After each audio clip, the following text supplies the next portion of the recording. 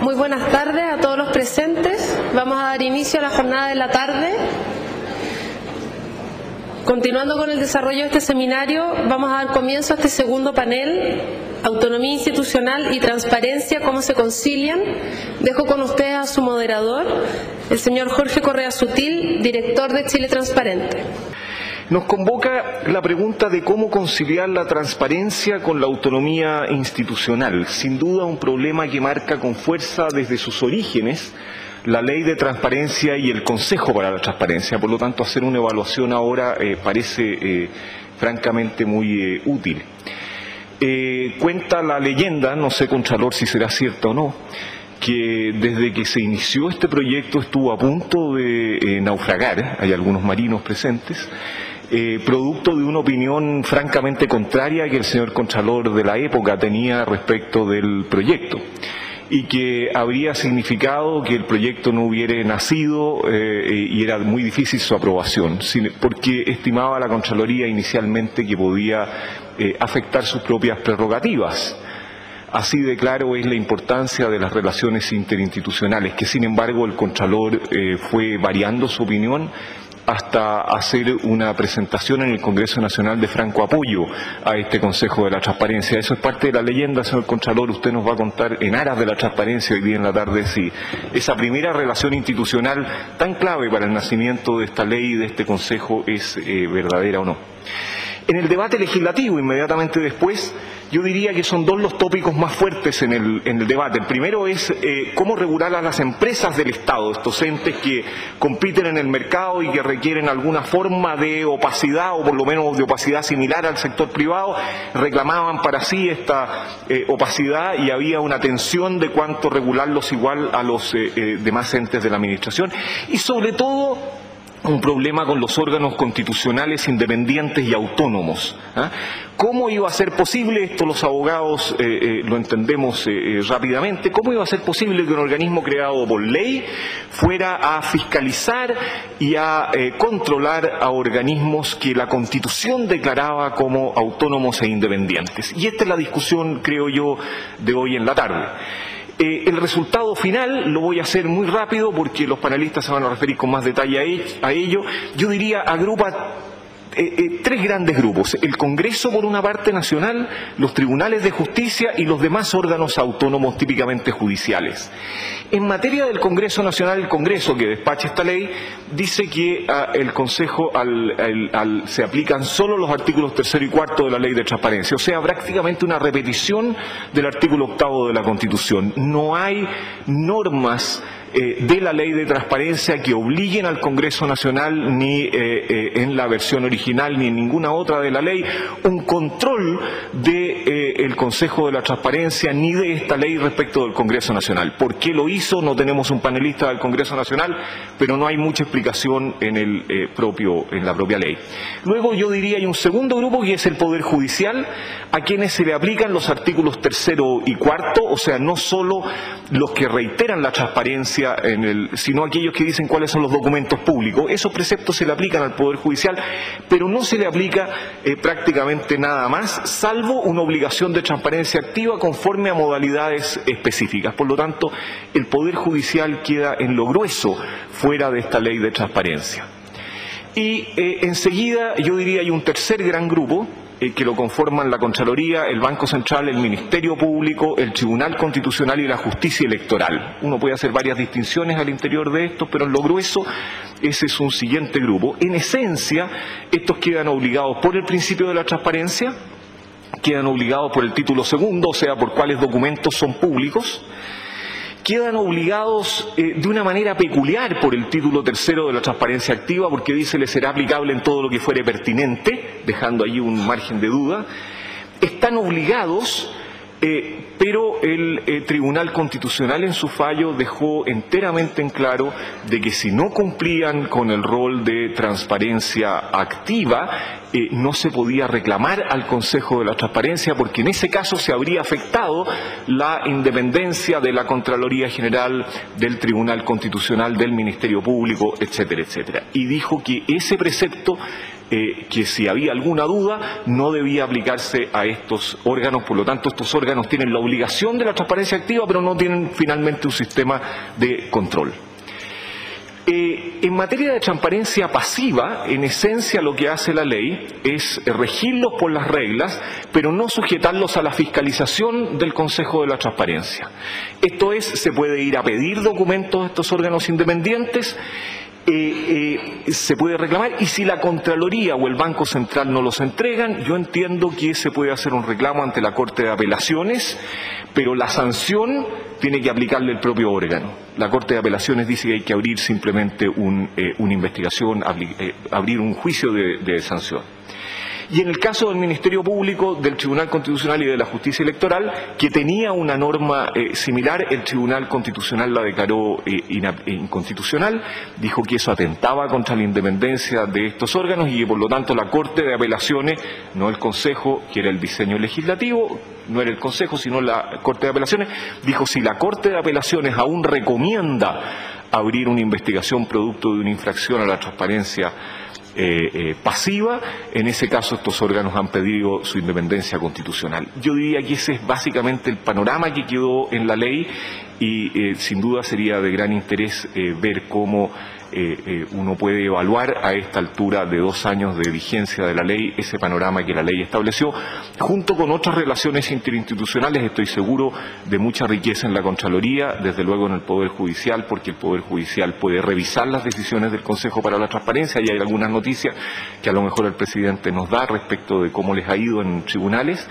Y en el Tribunal Constitucional, hasta donde yo conozco, hay solo un requerimiento todavía pendiente de decisión, impugnando, pero respecto de empresas del Estado, no de órganos constitucionalmente independientes. Entonces, ese es el tema que nos convoca ahora, y quiero partir por ofrecer la palabra al ministro del Tribunal Constitucional, el señor Enrique Navarro, por 15 minutos, se me ha dicho, más o menos estrictamente.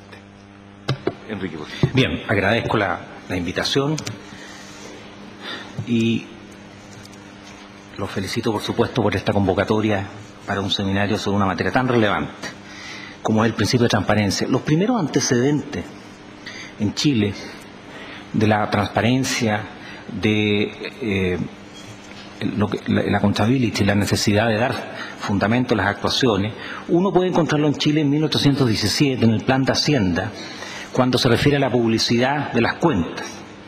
Y en las cartas del siglo XIX también, en la Constitución de 1822, se habla de la publicidad de ciertas actuaciones, registros públicos, claro que en materia penal. La Constitución moralista de Gaña, del 23, también enfatiza esta publicidad de las actuaciones en el ámbito penal. A su vez, la liberal del año 28, por primera vez establece la rendición anual de cuentas, mientras que la Constitución del 33 reitera el principio básico de la publicidad en materia de las normas fundamentales, previéndose el secreto en materia de relaciones internacionales. La Carta del 25, a su vez, establece reglas, aunque muy limitadas, muy acotadas, a la publicidad de los procesos electorales y a las actuaciones, particularmente en materia penal. El tema se engarza evidentemente con la probidad, con los grandes principios que ha establecido a su vez el ordenamiento. Pero quiero hacer un paréntesis histórico. Este tema de la probidad en Chile es nuevo de puro viejo. Fíjense que en 1900 Enrique McKeever, en un famoso discurso moral, señala que nuestro país es víctima hoy día de una crisis moral que tiene la marcha progresista. La falta de moralidad o inmoralidad pública que dice relación con la falta de desempeño en la función de la Carta Fundamental en el ejercicio de los cargos y empleos, y en la circunstancia de tener en vista no el bien general, sino intereses particulares. Luego, si uno quiere analizar, la generación del centenario es completamente crítica a esta materia. ¿Para qué decir cuando se produce la crisis del 25, Huidobro, el poeta, publica un famoso periódico, Acción, diario de purificación nacional, lo que ya da cuenta de su preocupación acerca de la temática de la probidad, y en donde señala que nuestro país vive una corrupción generalizada. Incluso en el número 3 señaló cuáles eran los grandes gestores en Chile. 25 y obviamente al día siguiente fue objeto de una golpiza de sus enemigos. En el año 40, Benjamín Subercaseaux, en su clásico Chile, una loca geografía, dice: en Chile repugnamos las sanciones, es evidente que existe una desintegración moral. Frei Montalva, el año 47, La Revolución Moral, publicado en Política y Espíritu: existe en Chile, dice, una profunda crisis moral que está corrompiendo los fundamentos mismos de nuestra organización. ¿Y para qué decir? Fines de los 50, Jorge Ahumada, en su clásica obra En vez de la miseria, señala lo mismo. Existe una crisis profunda que afecta a las bases morales de la nación. Alessandri, 2 años después, en su cuenta anual, dice lo mismo.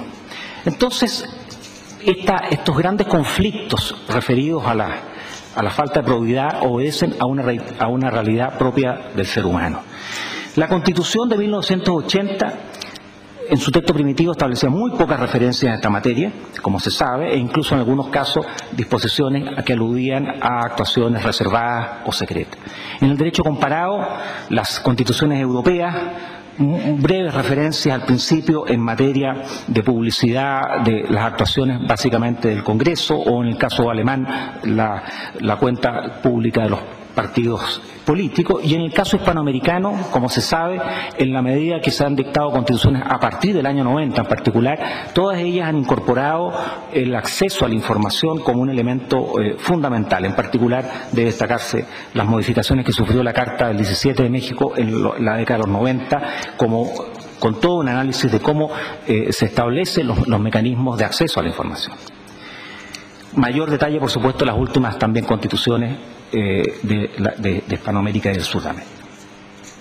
La legislación dictada a fines de los 90 establece en Chile, en materia de ley de base, incorpora el principio de transparencia y, a su vez, ya a mediados de los 90, el Tribunal Constitucional, con motivo del rol 226, se encargó de señalar que el acceso a la información es un elemento fundamental inherente de la libertad de información, y así, por lo demás, se deriva de la historia de la norma constitucional. Previo incluso al establecimiento de la normativa que regula al Consejo para la Transparencia, al Tribunal le correspondió en el rol 634 referirse al derecho a acceso a la información, señalando precisamente que ciertas actuaciones del jefe de servicio de aduana, en ese caso, podían estimarse como contrarias al artículo 8 de la Constitución. En vinculación, por supuesto, con el artículo 19, número 12. La Carta, entonces, fundamental, ha establecido este principio de publicidad de las actuaciones que, como se sabe, tiene un matiz con la transparencia. La publicidad se configura como una obligación de los órganos del Estado ligada al imperativo de conocer sus actos decisorios, mientras que la transparencia se vincula a los procedimientos, contenidos y fundamentos de estos, tema que se asocia a su vez al derecho de las personas a ser informadas. La exigencia de los fundamentos, la exigencia de que las actuaciones sean públicas, a su vez se vincula inexorablemente con el régimen republicano. Como nos recuerda Bobbio, la publicidad es la regla, el secreto la excepción. Pero también se puede establecer una vinculación directa con el derecho de petición que establece el artículo 19, número 14 de la Carta Fundamental. Ahora bien, al Tribunal Constitucional le ha correspondido en estos últimos tiempos, a partir de la reforma del 2005, diversas actuaciones en este ámbito referidas a la publicidad y transparencia. Por de pronto, como señalaba Jorge Correa, la revisión de constitucionalidad de algunas de las disposiciones de la Ley 20.285. En particular, dejando a salvo, por ejemplo, el control amplio de legalidad que le corresponde a la Contraloría General de la República. Del mismo modo, estableciendo ciertas limitaciones, como se sabe, en relación a órganos autónomos. En lo que dice relación con el Tribunal Constitucional, señaló que no le resultaba aplicable la norma que establece un reclamo para ante el Consejo, por cuanto tanto al Tribunal Constitucional como al Tribunal Calificador de Elecciones, por cuanto la autonomía que la Constitución le ha asignado a ciertos órganos que se proyecte una triple dimensión organizativa, institucional y normativa implica precisamente que cada uno de estos ámbitos de acción no puede estar supeditado a su ejercicio u órganos que se relacionen, aunque sea en forma indirecta, con las labores de un gobierno de administración propias de la función administrativa.